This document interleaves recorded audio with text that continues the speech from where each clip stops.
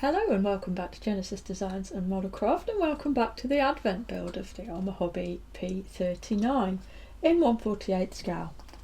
And for tonight's final festive treat, and I say final because this is the last update you're going to get on this model now until the reveal on Christmas Eve, the 24th of December. So I've gone with what is probably, in the UK at least, something that's pretty much archetypal at this time of year. Again, it is not a purely festive treat, but again, like all the others, they just come out of the woodwork all over the place at this time of year. And only today I had a message from a viewer saying, "You are going to feature After Eights, aren't you?" Well, yes I am.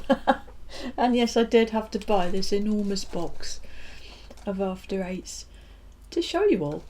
So what is an After Eight? If you don't know, they are chocolate, mint chocolate, well, they're called thins. Delightfully minty, dark chocolate thins. And they're also delightfully luxurious. Always have been, because you open the box, the message there, little envelopes of wonderfully minty chocolate thins. I didn't know a thin was a descriptive word. There's a slip there, and in the box, it's confusing, isn't it? You get these a little sort of wax paper envelope, and within that wax paper envelope is the actual treat. And I've got to tell you, it's got After Eight printed in the bottom. They really are a treat. It's lovely, thin, crispy chocolate, and inside is this mint fondant. And they are utterly delightful, as it says on the box. Lovely. Lovely, lovely, lovely.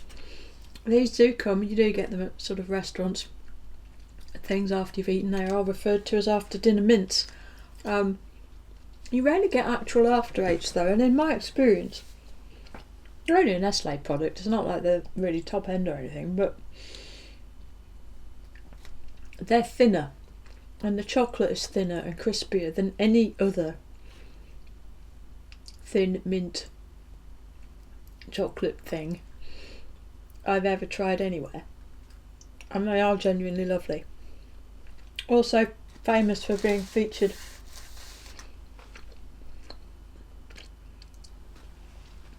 in Monty Python, the Mr. Creosote sketch. Sorry, I had to actually just eat that. Where the fat man eats the massive meal and the waiter comes along and says, "An after dinner mint, sir," or words to this effect. And he says, "No, I couldn't possibly." The waiter says, go on, it's just a wafer thin mint." And then he eats the mint and explodes. So there you go, these are After Eights, and they are literally just Christmas in a box here in the UK. Really, really nice. Lovely dark chocolate, nice mint fondant. They're sweet, but without being absurdly sweet. Very, very nice. Go ahead and try them if you get I didn't put the luxury slip back in. And my daughter's been bugging me to eat one of these for days now.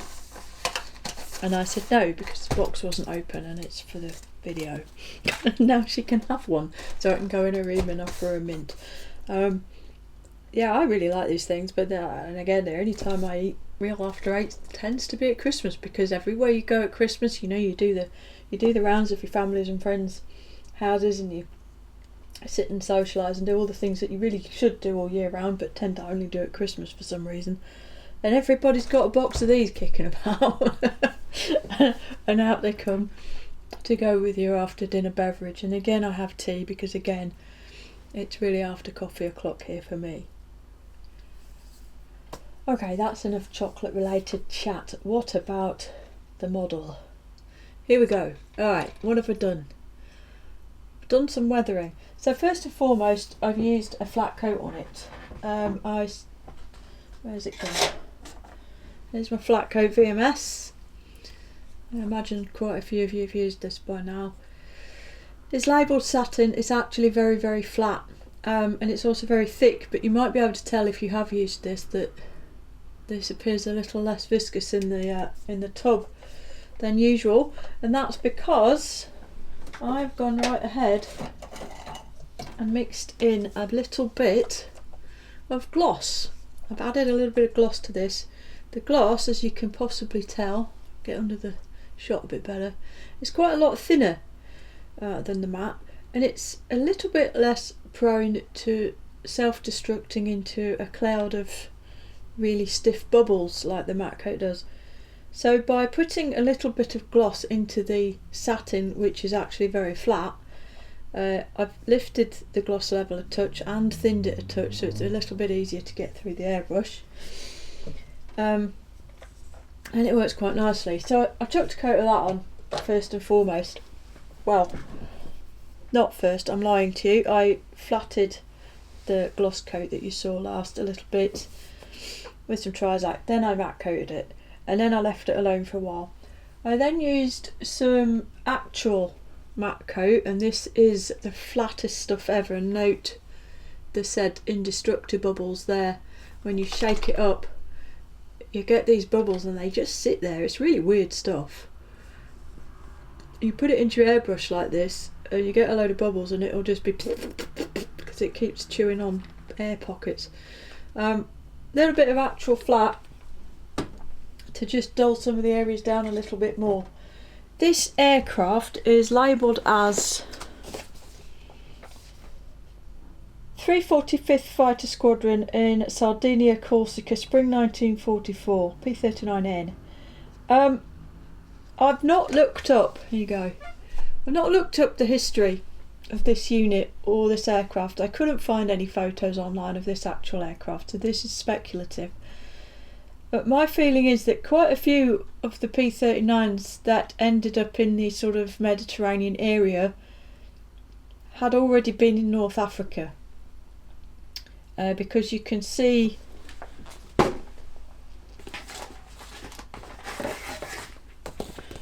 I got sent this by a friend.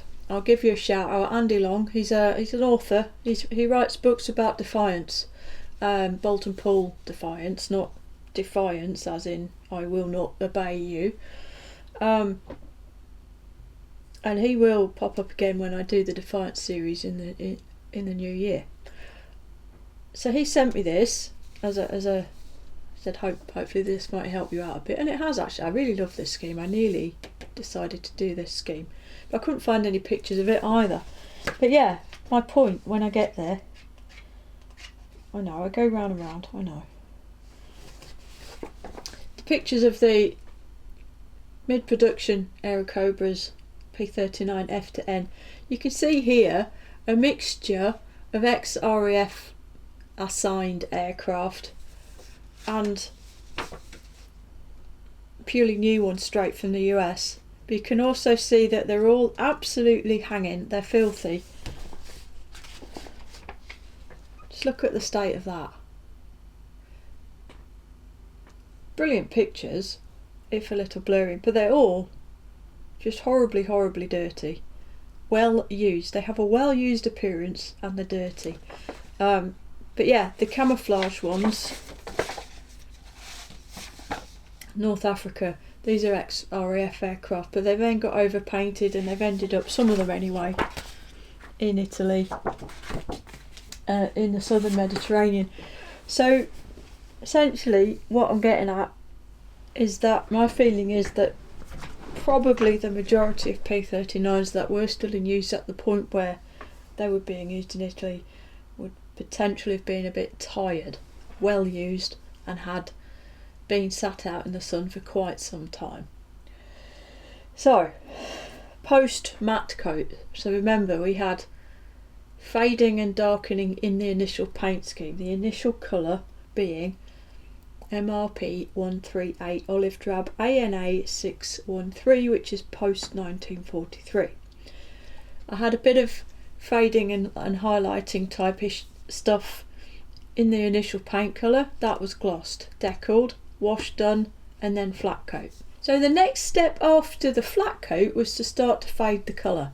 Now I know we did a bit of colour fading and darkening before, but if you've ever looked at colour photographs, whether warbird or period, of olive drab aircraft, they tend to go brown when they fade in the sunlight. And this is something I experimented with on a build of Grumpy, the B-25 warbird, some years ago for the FX Model World magazine. It's this kind of attempt to replicate the oxidation of the paint layer by putting more paint on top, put a different colour. And I've done that here by spraying a heavily thinned mixture of XF-49 khaki. See the colour here. I've sprayed that over the top of my olive drab in some areas, and this leading edge in particular, you can see, I think it's fairly obvious, that kind of brownish tint to it. So I've gone along the tops of things, leading edges, and just added a sort of oxidised layer effect to the paintwork.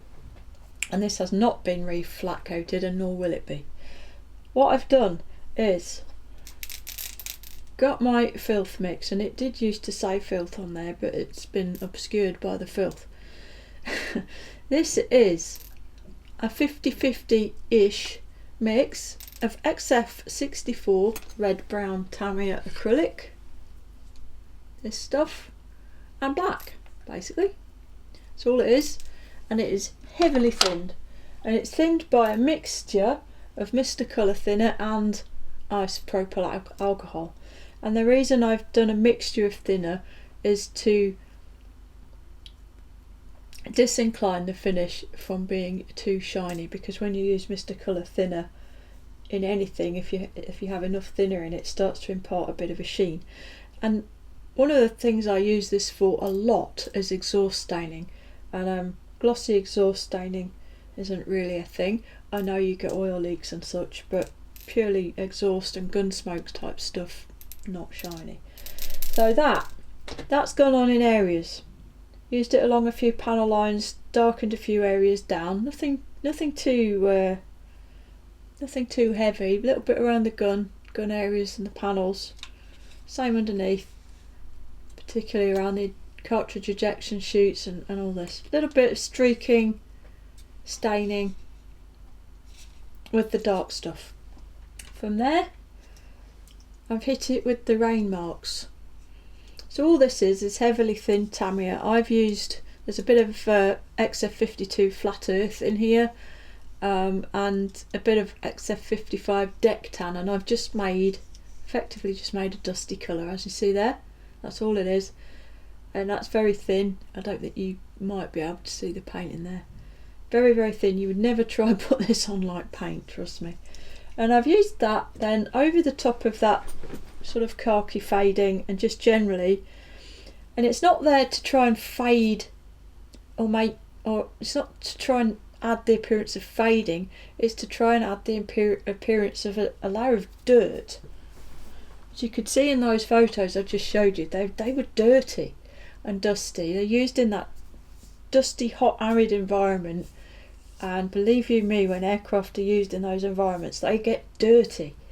So I've gone in and just gently, just a little bit at a time, adding these layers of sort of dusty appearance. And in between, and you are going to think I'm bonkers, I've used a cotton bud, a dampened cotton bud, and kind of just scrubbed the model.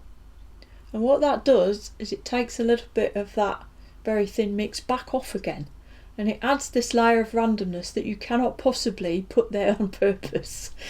Okay, done that, and I've built that up in layers. And the thing with these effects is you have to build them up in layers. You can't just blat it on and expect it to look convincing. It just doesn't.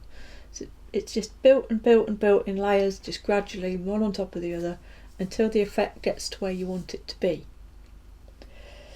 So with that on, I've actually gone back in with the Starship Base Sludge Wash in a few areas. I've redelineated the panel lines and added a bit more definition, and then I've thinned that down and used a paintbrush and a cocktail stick to do sprinkles, spattering, another night shift thing. It's not a night shift technique, but he uses that a lot as well. Just, you get this random sprinkling of very small subtle dots, and again you build them up, you build them up, you build them up, and in the end, hopefully, you just get this. It's difficult to really see what's been done, but there's this sort of je ne sais pas quoi about the paint finish. It doesn't look like a solid flat paint finish anymore. It just looks different. Lots of speckles, lots of layers of dust, khaki fading, extra wash. I've also done a little bit of sort of chipping using XF51 khaki drab. Here it is, which is actually quite a similar colour to what was on the model initially, and I've used that to add a few little touch-ups to sort of put a bit an indication of a bit of wear around the gun bay panels, that kind of thing. I've also just picked out a few panels here and there. I've done that engine bay panel, and on this side I did some paint touch-ups, as in a replication of a real thing being touched up around these areas on the nose, and that was inspired by a photograph that I found as well. And that's as far as I've gone so far. There is also a bit of the dust mix underneath for throwback from the landing gear. It's not yet finished. There'll be more washes to go on, a bit more streaking, especially underneath. I think the upper surfaces are about there though, to be honest. The gloss level is a tad higher than I would like, the sheen, as you can see when it reflects in the light. But without the strong lights on it, because I do have really strong lights here at the bench, it does look about where I want it to be. But another key point when you're trying to do things like this is sometimes it's a really good idea to just leave it. I was doing this earlier and I was thinking, I think this is close. I think this is, near where I think I want it. It looks good to me. But I also thought maybe it needed a bit more. So at that point I left it alone. I went and did something else entirely. I left the bench. Went and visited a friend actually. And I've come back and I actually think yeah, it was pretty much there. Maybe a little bit of work around the fuel filler caps, perhaps a bit of dirt in the wing walks. But I think I'm fairly happy with where this is at. It does need exhaust smoke as well yet. But that is very much getting there. Obviously you can see also that I've demasked it. Canopy looks sweet, doesn't it? It looks so much better just for taking that masking off. Really like that. And my box of bits here at the side, again, I've yet to weather any of this as well, and this will all need to be weathered in line with what's on the model. And really, really, really important one while I've got this box of parts here is don't forget the two parts in here that need to be looked at in conjunction with this paint finish. The pitot for the wing and the aerial post for the fuselage here. It's really, really easy to forget those, and then when you fit them at the end, they're a completely different colour from everything else because of all the weathering you did. And there's my other cockpit door now that it's demasked. There we go. There was a little bit of the sort of overspray mist fogging, if you like, on the inside of the parts, but because I left this door unglued, it was simplicity itself to reach inside with a carefully formed micro brush and just polish it all off. No problem at all, and I'm back to full clarity on the canopies. So there we go. As I say, in the coming days, over the weekend probably, I will continue with speckles and staining and the addition of bits and pieces of wash, exhaust stains, all the rest of it, until I get to a point where I'm fully happy with it. And from that point it will be a very simple case of just doing that final assembly, fitting those parts to the model, and it will be done. And that's why this is the last episode you'll get now until Christmas Eve, when I'll do the reveal with the final festive delicacy, and maybe something a little bit stiffer than a cup of tea. So until then, thank you very, very much for watching. I hope you've enjoyed it. And I think it only remains for me to say, until next time, look after yourselves, look after each other, and Genesis out.